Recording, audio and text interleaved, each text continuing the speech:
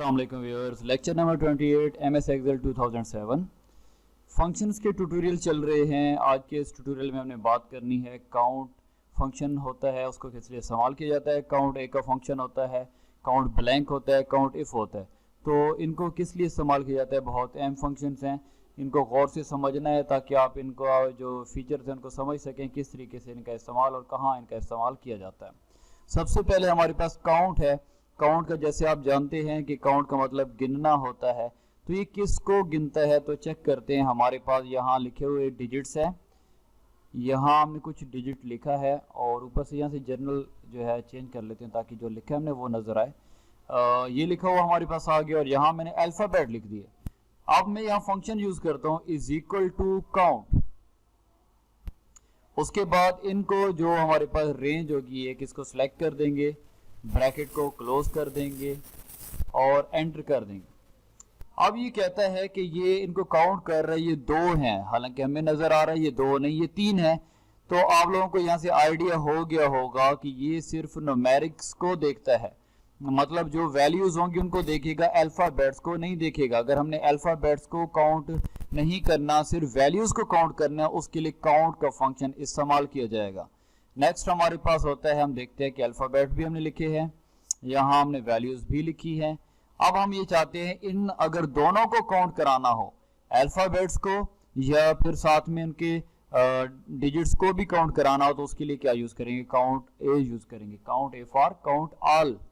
तो ये चीज भी आप गौर करें कि जो मैंने वैल्यूज लिखी हैं वो राइट साइड पर आ रही हैं और जो मैंने टेक्स्ट लिखा है अल्फाबेट है वो लेफ्ट साइड पर आ रहे हैं। ये बाय डिफॉल्ट होता है, इनकी सेटिंग खुद करना चाहें तो जैसे हम प्रीवियस लेक्चर्स में देख चुके हैं इनकी अलाइनमेंट सेट कर ली जाती है। हम यहाँ क्या करेंगे, is equal to count A, bracket को ओपन करेंगे और रेंज दे देंगे कि यहाँ से लेकर यहाँ तक है, इन सबको क्या करना है, काउंट करना। ब्रैकेट क्लोज कर देते हैं और कर देते हैं एंटर।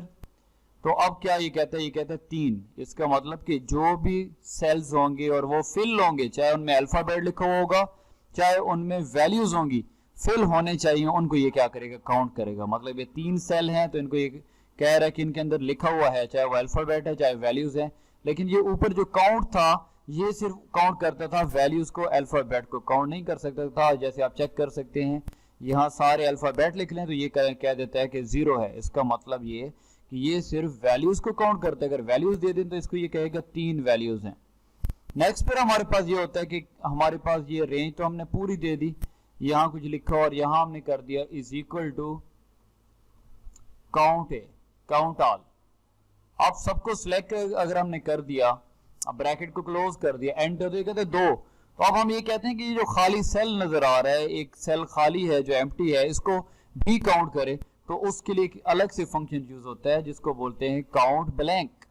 तो हम लिख देंगे यहाँ काउंट ब्लैंक कर देंगे, आगे ब्लैंक लिख दिया हमने, एंटर कर दिया, तो ये खाली सेल को काउंट करेगा। देखें कि ये एक कह रहा है, अगर इन सेल्स को भी जो हमने सेलेक्ट किए थे इनको भी आप एम्प्टी कर दें तो ये अब बता रहा है कि 3 सेल्स जो हैं वो क्या हैं, एम्प्टी हैं, इनको कह रहा है काउंट ब्लैंक है। नेक्स्ट हमारे पास है काउंट इफ होता है। काउंट इफ जो है मुख्तलिफ जगहों पर इस्तेमाल किया जाता है। जैसे हम इसको इस्तेमाल करते हैं, पास फेल के लिए इस्तेमाल करते हैं, या बहुत सी जगहों पर मुख्तलिफ इसका इस्तेमाल होगा। इसके एक आपको यहाँ में इस्तेमाल काउंट इफ का बताता हूँ, देखिएगा इसको गौर से, कि अगर हमारे पास पेपर के अंदर स्टूडेंट के मार्क्स जो हैं वो 33, 33, 33 ये मार्क्स हैं, और हम देखना चाह रहे हैं कि क्या कोई ऐसा बच्चा भी है जो किसी पेपर में फेल हो। इसको क्लियर फॉर्मेटिंग कर देते हैं या फॉर्मेट प्रिंटर लगा देते हैं ताकि एक तरह से ये सारे हो जाएं। ये अब हम ये चाहते हैं कि वो स्टूडेंट जिसके 33 से कम नंबर हो वो फेल तस्वर होगा, वो हम चाहते हैं यहाँ हम गिने कितने पेपर में एक स्टूडेंट जो है वो फेल है। उसके लिए हम कंडीशन लगा सकते हैं is equal to count if. Count if जो कंडीशन है वो हम लगाते हैं, हम क्या करते हैं, इन सबको सिलेक्ट करते हैं। सिलेक्ट करने के बाद हम कॉमा लगाएंगे, कॉमा लगाने के बाद क्राइटेरिया लगाना होगा, मतलब काउंट का मतलब गिनना है। इफ एक स्पेशल कंडीशन है, क्राइटेरिया लगा रहे हैं, इन्वर्टेड कॉमास लगा कर हमने कहा लेस देन 33। अगर 33 से कम किसी के नंबर हो स्टूडेंट के किसी भी पेपर के अंदर, तो वो क्या करे, ये काउंट करे, एंटर करें, 0 हो गया। अगर स्टूडेंट के नंबर 33 से कम होते हैं, 32 हो जाते हैं, 22, जब भी 33 से कम होंगे तो ये अब गेम बता रहे कि 2 पेपर जो है इसके फेल हैं, 2 में कम पार्ट है, तो ये एक कंडीशन हमारे पास काउंट इफ होती है। उसके अलावा अगर हम बात करते हैं कि एक रिजल्ट शीट हमने बनाई थी, एक अटेंडेंस शीट जो जब बनाते हैं हम, तो उसमें हमें ये इस्तेमाल करना पड़ता है। जैसे हमने लिखा है एब्सेंट है, एब्सेंट के बाद ये प्रेजेंट है, फिर प्रेजेंट है। अब हम ये गिनना चाहते हैं, पहले इसको इसी जैसा ही कर देते हैं फॉर्मेट प्रिंटर के थ्रू। ये अब हम ये देखना चाहते हैं कि ये जो बच्चा है ये कितने दिन एब्सेंट है, कितने दिन प्रेजेंट है। हम प्रेजेंट को काउंट करना चाह रहे हैं, एब्सेंट को काउंट करना चाह रहे हैं, तो उसके लिए क्या करेंगे, इज इक्वल टू काउंट और इफ कंडीशन यही यूज करेंगे। और रेंज जो है ये हमने सिलेक्ट कर दी, ये रेंज है। उसके बाद हमने कॉमा लगाया और इन्वर्टेड कॉमास के अंदर कह दिए पी, कि इसने पी को काउंट करना है, तो ये बताएगा कि ये 2 दिन आया है, 2 पी है। अगर एक और लगा दिए इसको 3 कर देगा। अगर इसी की जगह हम काउंट इफ में पी की जगह ए कर देते हैं एब्सेंट के लिए, तो ये अब एब्सेंट को काउंट करेगा।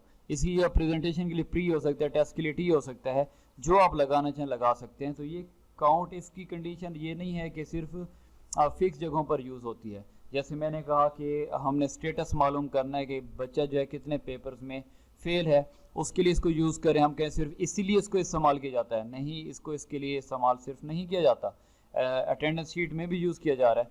तो आपने ज़हन में ये रखना है कि ये जो हम फंक्शंस देख रहे हैं उनका सिर्फ फिक्स इस्तेमाल नहीं होता, वो हमें अपने जहन के मुताबिक इस्तेमाल करना होता है कि ये फंक्शन और कहाँ कहाँ इस्तेमाल किया जा सकता है। जब हमें ये पता चल जाएगा कि हम इसको कहीं और भी इस्तेमाल कर सकते हैं, तो फिर आप समझ लीजिए कि आपको एक्सेल की समझ आना शुरू हो चुकी है। क्योंकि मैथमेटिक्स है, मैथमेटिक्स में जुगाड़ वाली बात होती नहीं, आप कहीं ये भी हो गया वो भी हो गया। हाँ, ये है कि जुगाड़ लगाना है तो आप ट्राई कीजिए खुद से कि ये काम मैंने करके दिखाना ऐसे होगा। जैसे मैथमेटिक्स में आप कोई भी क्वेश्चन सॉल्व करते हैं, उसके तरीके एक सिर्फ नहीं होता, बहुत से तरीके होते हैं। किसी भी तरीके से आप वो जवाब निकालना होता है, आप निकाल लेते हैं। तो इस तरह से जितने भी फंक्शंस हैं एक्सेल के जो हम देख रहे हैं और आगे इंशाल्लाह मजीद आ रहे हैं, उनको कहाँ कहाँ यूज़ किया जा सकता है, आप खुद अपना जहन लड़ाएं। और कोई चीज़ आप असाइनमेंट्स बनाएं, कहीं से फंक्शन इम्प्लीमेंट करके आप मुझे दिखाना चाहें मेल कर दें, मैं इंशाल्लाह आपको उसमें गाइड करूँगा। और अच्छी बात है, आप कोशिश करेंगे तो इंशाल्लाह देखूंगा आपका काम, टास्क वगैरह, और जहां आपकी रहनुमाई करनी होगी वो भी करूंगा। तो उम्मीद करता हूं आप लोगों को ये फंक्शंस जो है वो भी क्लियर हो चुके होंगे।